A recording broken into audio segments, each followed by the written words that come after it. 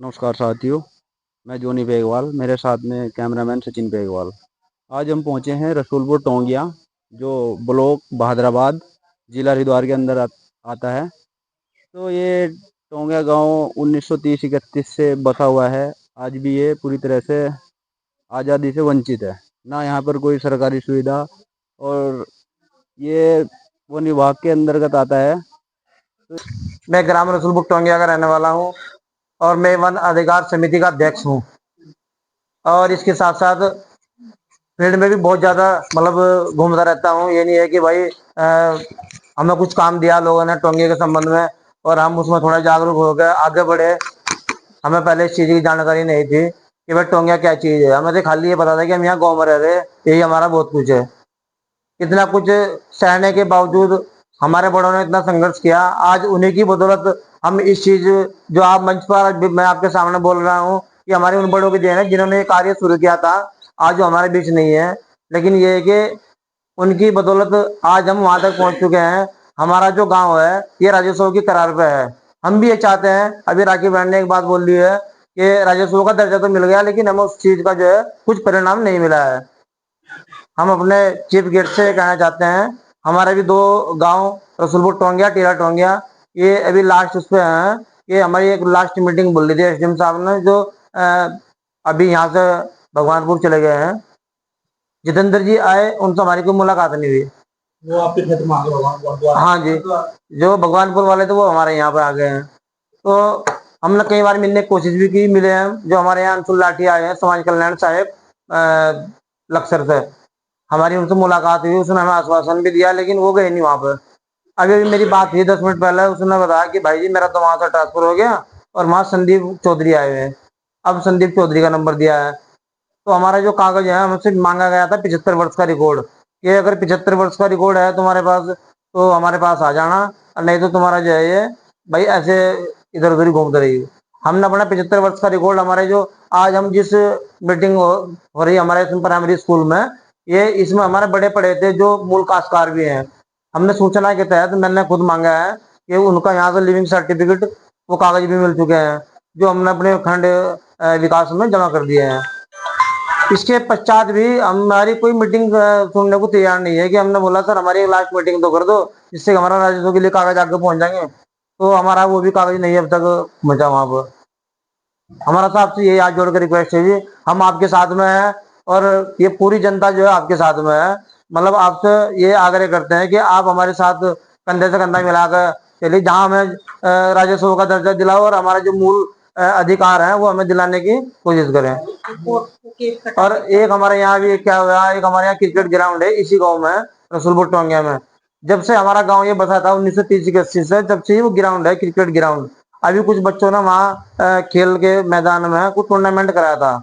उस टूर्नामेंट कराने के बाद में उन बच्चों के कोर्ट केस काट दिए हैं किसी मुंशी ने, जो कोई मुंशी आया होगा यहाँ पर। तो थोड़ा आग्रह उस पर भी करें, थोड़ा ध्यान दें और इस पर पूरी पूर्ण जानकारी करें कि ऐसा क्यों किया जा रहा है। यहाँ पर जितने भी अधिकारी जंगल के आए हैं वो भी क्रिकेट खेल कर गए हैं यहाँ पर। ये तो साजिश है या कोई किसी तरीके का ये षड्यंत्र रचने की कोशिश कर रहे हैं। मेरा आपसे अनुरोध है कि आप हम सबकी बात देखते हुए थोड़ा ध्यान में रखें। जय हिंद, जय भारत। एडवोकेट चंद्रशेखर आजाद जी की बात करते हैं, क्योंकि वो लड़ाई सड़कों पर लड़ते हैं। उस सड़कों पर लड़ी हुई लड़ाई सफल होती है साथियों। तो साथियों, जो ये प्रॉब्लम इन गांवों में चल रही है, और साथियों एक बात और याद रखना कि हमेशा ताकतवर लोग हमेशा कमजोर को ही दबाने का काम करते हैं। आप में से ऐसा कोई भी व्यक्ति यहाँ नहीं होगा कि जो ताकतवर हो। और जो ताकतवर होते हैं वो साथियों अपनी लड़ाई मजबूती के साथ लड़ते हैं। लेकिन साथियों यहाँ पर सभी गरीब वंचित लोग हैं और वो किस प्रकार से लड़ाई लड़ेंगे वो तो उन्हें पता ही है। तो साथियों मैं यही कहना चाहूंगा कि इस लड़ाई को बड़ी मजबूती के साथ माननीय एडवोकेट चंद्रशेखर आजाद जी के पास में पहुंचाया जाएगा और इस आवाज को दिल्ली संसद में उठाने का काम करेंगे माननीय एडवोकेट चंद्रशेखर साहब जी। तो साथियों भीम आर्मी एक वो संगठन है, भीम आर्मी भारत एकता मिशन, जो पूरे बहुजन जो हर मजलूम की, हर गरीब की, हर वंचित की आवाज को उठाने का काम करता है। साथियों, मैं ज्यादा ना कुछ बोलते हो क्योंकि मेरे प्रदेश अध्यक्ष अपनी बात को शुरू करो उससे पहले बहुजन समाज में जन्मे सभी संतों महापुरुषों के चरणों में मेरा कोटि कोटि नमन वंदन। और आज मुझे ये सौभाग्य मिला आपके बीच आकर आपकी समस्याओं को सुनने का। इससे पूर्व में मैं जब अभी राखी बहन ने जो बताया गांव में जो घटना घटी थी, मैं वहां पहुंचा था, वो दर्द मैंने महसूस किया है। आप लोगों से हमारा जो रिश्ता है वो वोट का रिश्ता नहीं है, और ना राजनीति हम करना चाहते हैं और ना करना जानते हैं।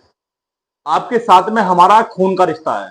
जिस तरह का दुख दर्द आपका है वैसा ही हमारा है, क्योंकि जिसको भूख लगी होगी और सामने वाला भी भूखा होगा तो उसको भूख का एहसास होगा कि भूख लगी है तो खाना क्यों जरूरी है। और अगर हम अपनी बीमारी का इलाज उस व्यक्ति के पास जाएंगे जो कभी बीमारी ना हुआ हो, तो मुझे लगता है वो बीमारी का इलाज नहीं कर पाएगा। जिसने दुख दर्द देखा हो, सहन किया हो, वो बखूबी समझ पाएगा। आप लोगों ने बारी बारी करके अपनी जो समस्याएं बताई है, ये मुझे लगता है कि आजादी के आज 78 साल बाद बहुत सारी सरकारें आई, बहुत सारे यहाँ पर आप लोगों ने MP MLA बदले, लेकिन किसी ने आपकी सुध नहीं ली। तो वो लोग आपके नहीं हो सकते। आज जो समस्याएं आप ये एक शताब्दी होने को जा रही है, और जिस उम्मीद के साथ हमारे पूर्वजों ने काम किया था कि जिस क्षेत्र में मुझे जो जिम्मेदारी दी गई है मैं वहां पर काम कर रहा हूं, मेरी आने वाली पुश्तें या मेरी आने वाली पीढ़ियां इसका मजा ले पाएंगी। 3 पीढ़ी गुजर गई लेकिन हाथ सिर्फ खाली है। तो ये बड़ी शर्म की बात हम सब के लिए है। आप लोगों ने जो समस्याएं बताई, उन समस्याओं को बारी बारी करके मैं बिल्कुल साफ स्पष्ट तौर पे बता दूं। मैंने राखी बहन से कहा भी था कि आप इस बारे में कंसल्ट करते हैं बैठ के, क्योंकि ये एक बड़ा डिफिकल्ट विषय है। एक दिन में ये समस्या नहीं निपट पाएगी, क्योंकि जो पिछले 1930 से लेके आज तक जिसका निवारण नहीं हो पाया, उसको हम शायद एक दिन या 2 दिन में नहीं कर पाएंगे। तो इस पे हम वन बाय करके प्रत्येक गांव में जो जिम्मेदार आपने समितियां बनाई हुई, उन सबसे भेंट करके पूरी पूर्ण रूप से जानकारी प्राप्त कर निचले स्तर से लेकर ऊपर स्तर तक की लड़ाई लड़ने के लिए हम तैयार हैं। SDM से लेकर DM, फिर चाहे शासनादेश जाना पड़े, सचिवालय जाना पड़े, हम लोग हर जगह जाने के लिए तैयार रहेंगे। और अगर नहीं हमें न्याय मिलता, लास्ट का ऑप्शन हम सबके लिए क्या बनता है कि दरी बिछाकर अपने हक अधिकारों के लिए हंसते हंसते बलिदान हो जाना। क्योंकि हमारे पूर्वजों ने पेड़ लगाए, भूखे रहकर खाली पेट पूरे पूरे दिन मेहनत की, और वो आज पेड़ वृक्ष बन गए, और हमारे हाथ में उनकी छाया तो बहुत दूर की बात है, एक छोटा सा पत्ता भी नहीं है। तो आने वाले जो हमारी पीढ़ी है शायद उनके साथ भी यही होगा अगर आज हमने लड़ाई ना लड़ी, क्योंकि हमारे बाप दादा तो चले गए और आज हम अपने दर दर की ठोकरें खाते फिर रहे हैं कि हक अधिकारों की सरकारों के सामने माथे टेकते फिर रहे हैं, निवेदन करते फिर रहे कि हमें ये हमारा हक दिला दीजिए। लेकिन मुझे लगता है कि ये लड़ाई ऐसे जीती नहीं जाएगी। इसके लिए बड़े आंदोलन की जरूरत है, और आंदोलन चाहे वो तहसील स्तर का हो या जिला स्तर का हो, उसमें हम आपके अग्रणी रूप से सहयोगी रहेंगे। आपसे सिर्फ निवेदन इतना करेंगे कि आप लोग अपने गांव से जहां भी जो जिम्मेदार साथी है 10-10 20 लोग लेकर आए, और इस लड़ाई को जब तक ये जीती न जाए तब तक हम पीछे हटेंगे नहीं। ये आपसे हम वादा करते हैं, क्योंकि बहुत हो गया। कब किसका इंतजार करें? कल किसी और को MLA बनाओगे, आप उससे उम्मीद करोगे कि आपको हम वोट दे रहे हैं, आप हमारा एक काम करना। पिछले 20 साल से ये सीट SC है, आरक्षण के बल पे यहां से जो जीत कर जा रहे हैं अनुसूचित जाति के हैं। क्या कभी उन्होंने इस चीज के लिए आवाज उठाई विधानसभा में? अगर आवाज उठाई होती तो शायद आज यहाँ की जो दशा है वो बदली भी नजर आती।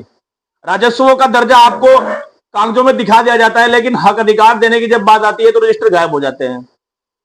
और ये ऐसा ही चलता रहेगा जब तक आप लोग लामबद्ध होकर इकट्ठे होकर एक साथ किसी का घेराव या किसी के सामने डटकर खड़े नहीं होंगे, तब तक ऐसे ही चलता रहेगा।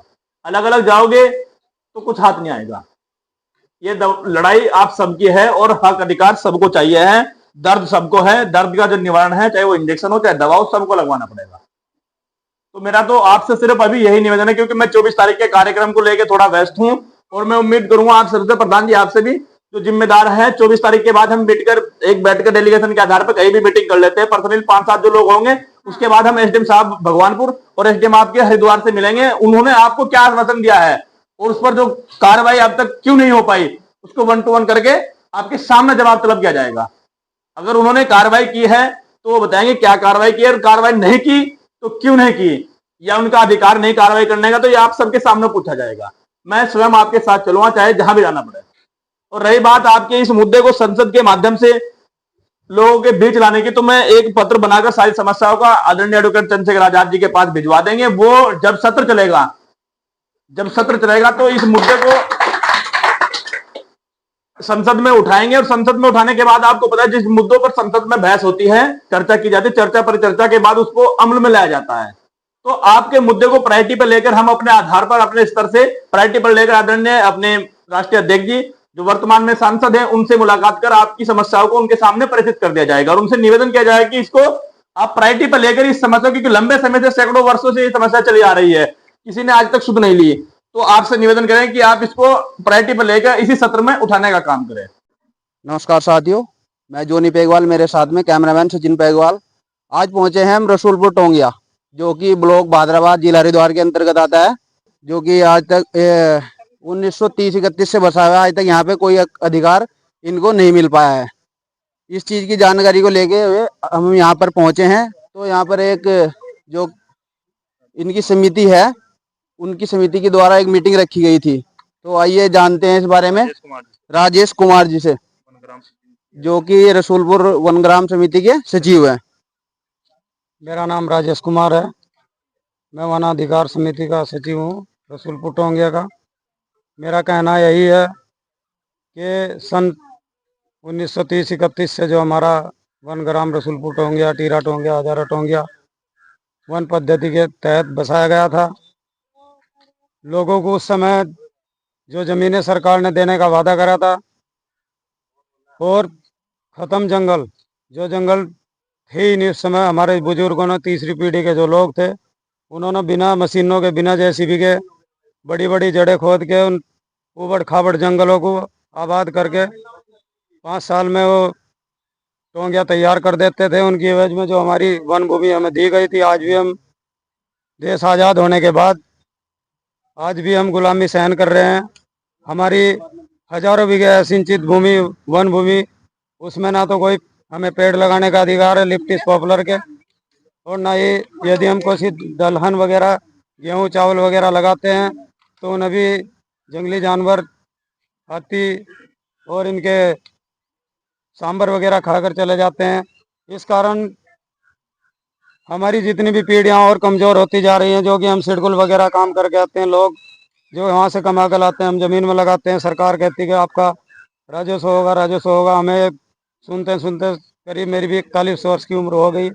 हमारी 3 पीढ़ियाँ ख़त्म हो गई। हमारे परदादा बाबा और हमारे पिताजी, जो भूमि हमें आज तक दी गई, उस भूमि का कोई विकास नहीं हुआ।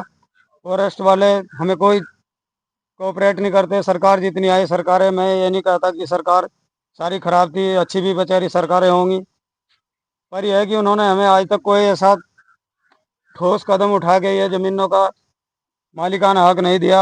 मेरी सरकार से और समाज के लोगों से यही गुजारिश है कि हमारी ज़मीनों का अधिकार मिले, हमें पेड़ लगाने का अधिकार मिले, ताकि हम अपनी बहन बेटियों की शादी कर सकें, हम भी अपने घर अच्छे घर मकान बना सकें। जो हम फसलें लगाते हैं उन्हें जानवर खा जा। जब सरकार कहती है कि लिप्टिस और पॉपुलर को रमन्य से बाहर कर दिया गया है, परमिशन से बाहर कर दिया गया है, वो एक फसल के रूप में आता है, तो मेरी सरकार से यही गुजारिश है कि हमें भी लिप्टिस पॉपुलर लगाने का अधिकार मिले, और हमारी असिंचित भूमि में एक सरकारी ट्यूबवेल लगा करके गांव वालों की आजीविका पर ध्यान देने की कृपा करें। बहुत बहुत धन्यवाद। इनको सुनने में आया था कि अक्टूबर 2023 में ये राजस्व ग्राम घोषित कर दिया गया था। तो इसकी जानकारी लेते हैं रविंद्र जी से। मेरा नाम रविंद्र कुमार है। मैं वन अधिकार समिति रसूलपुर टोंगिया का अध्यक्ष हूँ। और मैं आपको ये बताना चाहूँगा कि हमारी ग्राम जो वासी हैं, उन लोगों ने हमें अध्यक्ष का पद दिया कि हाँ भाई आप कुछ काम कर सकते हो। हम इस काम पे अपने थोड़ा खरे भी उतरेंगे। ऐसा नहीं है, जितना हमें काम दिया गया हम उसमें जो है अपने सक्षम हैं। और मेरा कहना यह है कि अभी हमारे साथ खिलवाड़ हो रखा है। अभी हम किसी भी अधिकारी के पास जाते हैं, चाहे तो वन क्षेत्र अधिकारी हो, उसने हमारे भी कुछ लड़कों पर केस दर्ज कराया गया है। जो हमारा क्रिकेट ग्राउंड है, वो हमारा 1930-31 से, जब से ये हमारे टोंगिया काशकार थे, तब से ही उस पर हमारा कब्जा है। उसमें हमारे बच्चे खेलते हैं और उससे पहले भी खेलते आए हैं यहाँ पर। तो मेरा कहना का ये हो कि इस पर थोड़ा ध्यान दिया जाए। और दूसरी बात, हमारा जो टोंगिया गांव है, इसे जल्द से जल्द हमारे आईजीएम महोदय जी हरिद्वार, इनसे थोड़ा आग्रह है कि हमारे राजस्व का दर्जा दिया जाए हमें। फिर इसके बाद में हमारा डिमार्केशन किया जाए, क्योंकि कुछ अधिकारी बोलते हैं कि इसका डिमार्केशन गांव का पहले किया जाता है। हमारा ये कहना है कि हमारा डिमार्केशन पहले राजस्व का दर्जा देके फिर उसके बाद में हम अपना डिमार्केशन कराएंगे। मैं अपनी बात को यहीं से विराम देता हूँ। जय हिंद, जय भारत। धन्यवाद रविंद्र जी। इनका कहना है कि इनका डिमार्केशन जो अभी तक इनको नहीं मिल पाया है, तो यहाँ पे जो समिति में मेंबर थे दूसरे गांव से भी पहुंचे हैं और सभी गांव वाले से भी बात करते हैं। ये हरिपुर टोंगे से पहुंचे हैं खुशीराम जी। तो आपका इसके मीटिंग के बारे में, जो आपकी मीटिंग रखी गई है, क्या कहना है सरकार से? और जो एसडीएम साहब है, जो आप अपनी डिमांड लेके जाते हैं उनके पास में नहीं हो पाती पूरी, तो आप बताइए पूरी जानकारी। मैं यही कहना चाहूँगा कि जितनी बार भी हम डीएम कार्यालय या एसडीएम कार्यालय गए हैं, कई बार तो हमको मिलने का मौका नहीं दे दिया जाता। और दूसरी बात यह है, अगर हमको समय मिलता है तो कुछ दिनों के बाद ही जो संबंधित अधिकारी है उनका ट्रांसफर वगैरह हो जाता है। अगर हम किसी प्रतिनिधि के पास जाते हैं तो वो भी हमें बहकाने काम करते हैं, हमारी सुनवाई नहीं होती है। हम आपके चैनल के माध्यम से सरकार से ये बात कहना चाहते हैं कि अभी तक जो हमने सहन किया है, अब हम सहन नहीं करेंगे, एकजुट होकर ये लड़ाई लड़ेंगे। और मैं इस चैनल के माध्यम से ये कहना चाहता हूँ कि आप अपने चैनल के माध्यम से सरकार को ये जवाबदेही करें कि अभी तक इन गाँव में 90 साल बीत जाने के बाद भी अभी तक कोई भी कार्रवाई क्यों नहीं हुई है। तो मैं अपनी बात लेकिन इस बारे में बात अक्टूबर 2023 में जो आई थी कि राजस्व ग्राम घोषित कर दिया गया है, तो इसके बारे में क्या कहना चाहोगे? 25 अक्टूबर 2023 को सरकार की ओर से अधिसूचना जारी हुई थी पूरा उत्तराखंड में, लेकिन वो केवल कागजी कार्रवाई में ही सूचना हुई थी। धरातल स्तर पर किसी भी टोंगिया गांव में कोई भी सुविधा उपलब्ध नहीं हुई है, ना ही कोई कार्रवाई हुई है। मतलब सिर्फ मौखिक बात से रखी गई है ये कार्रवाई, ये मौखिक रूप से बताया गया बस। मैं आपको बताना चाहूंगा, ये केवल 2024 में जो लोकसभा चुनाव था उसको ये बहकाने का काम किया गया था लोगों के लिए। सरकार जो है यहाँ की बहुत ही बीजेपी की जो सरकार है वो लोगों को बहकाती है।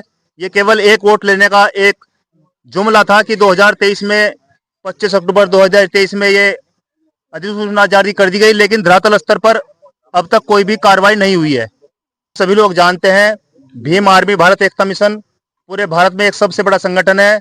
हम चाहते हैं कि संगठन के माध्यम से ये बात हमारी एडवोकेट भाई चंद्रशेखर आजाद तक पहुंचे और हमारी लड़ाई एक एसडीएम के स्तर से लेकर पूरे भारत में लड़ाई लड़ी जाए। जितने भी टोंगिया गांव हो उनको राजस्व ग्राम घोषित किया जाए। हमारे बीच पहुंचे हैं अमरीश कुमार कपिल जी और जिला अध्यक्ष अर्जुन कुमार जी, ये भी हमारे साथ तन मन धन से खड़े हैं। इनका कहना है कि जहां भी हमारी जरूरत पड़ेगी, हम किसी भी समय हो, हम आपके साथ में तन मन धन से हर समय खड़े रहेंगे। धन्यवाद खुशीराम जी। यहाँ पे जो इस समिति को मीटिंग में अपनी उनकी बात रखने के लिए इन्होंने भीम आर्मी संगठन को बुलाया है। इनके जरिए भाई एडवोकेट चंद्रशेखर आजाद तक ये बात पहुंचाना चाहते हैं, उत्तराखंड सरकार तक बात पहुंचाना चाहते हैं। आइए बात करते हैं अमरीश कपिल जी से। आज हम लोग रसूलपुर टोंगिया में हैं और यहाँ पर राखी बहन के निवेदन पर पहुंचे हैं। यहाँ पर ये जो टोंगिया के गांव हैं, जितने भी लगभग 5-6 गांव यहाँ जिला हरिद्वार में हैं, उन सभी से यहाँ पर ग्रामवासी पहुंचे हैं। इनकी बहुत सारी समस्याएं हैं। आज़ादी के बाद तक इनको आज भी राजस्व दर्जा प्राप्त नहीं है। इनकी ज़मीनें, वहाँ पर इनको खेती करने का राइट्स नहीं है। अगर पेड़ पौधे लगा लिए जाए तो उनको काटने का भी अधिकार इनको नहीं दिया गया है। बहुत बार ये लोग सरकारी दफ्तरों के चक्कर काट के अपने घर बैठ गए, हार थक गए और इनकी कई कई पीढ़ियां यहाँ पर काम करके खत्म हो गई। लेकिन आज तक जो इनको अधिकार मिलने चाहिए थे, जो सरकार ने वादे किए थे आज़ादी के बाद, आज़ादी से पूर्व इन्होंने लगभग, इनके जो पूर्वज थे 20 साल पहले, आज़ादी से 20 साल पहले की अगर मैं बात करूं तो 1930 में इनको अन्य अन्य गांव से उठाकर यहाँ पर वृक्षारोपण के लिए लाया गया था और इन पहाड़ वाली जमीनों को एकसार करने के लिए इनको यहाँ पर रखा गया। इन्होंने जमीनें एकसार की, यहाँ पर पेड़ पौधे लगाए और इस देश की उन्नति के लिए बहुत सारी ऑक्सीजन का निर्माण किया। लेकिन इन लोगों को आज भी इनके हाथ में निराशा है। इनके आह्वान पर आज हम लोग यहाँ पहुंचे हैं और इनकी समस्याओं को सुना है। समस्याओं को सुनने के बाद संबंधित अधिकारियों से सबसे मुलाकात की जाएगी और जहां तक भी इस लड़ाई को लड़ने के लिए जाना पड़ेगा, हम लोग इनके साथ तैयार है। सर्वप्रथम इनकी जो समस्या है वो एसडीएम साहब के पास है, वो चाहे भगवानपुर एसडीएम हो या फिर हरिद्वार एसडीएम है।